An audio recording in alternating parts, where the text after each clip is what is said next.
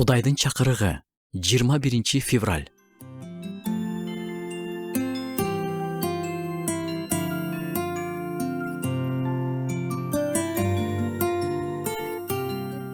Бардыгын наалыбастан, шектенбестен кылгыла.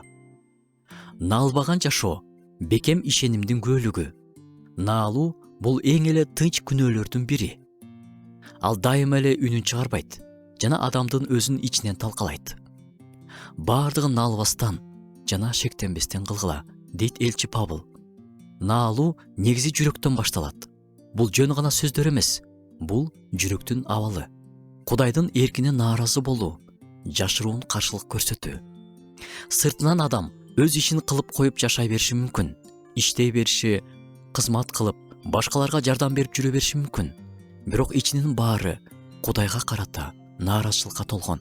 Наалуу кандай жакшы экенин мен билем дейт. Ал эми ишеним, Теңир эмне жакшы экенин сен билесиң дейт. Шектенүү жөнүндө айтсак, шектенүү тил алчаактыкты мукотот.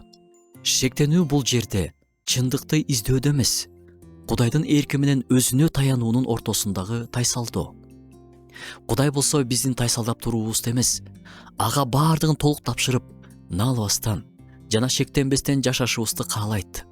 Жыйында, үйдө, кызматта, коомдо, жумушта, ооруп жатканда, күтүп жатканда, сыноолордон өтүп жатканда, баардык учурда наалбастан жана шектенбестен биздин күнүмдүк жашообузда эле ишенимибиз көрүнөт. Наалбастан Кудайга тил алуу бул Кудайды урматтаганыбыздын бир белгиси. Наалбай жашаган адамдын жашоосу сөзсүз сырттагыларга жарык болуп көрүнөт.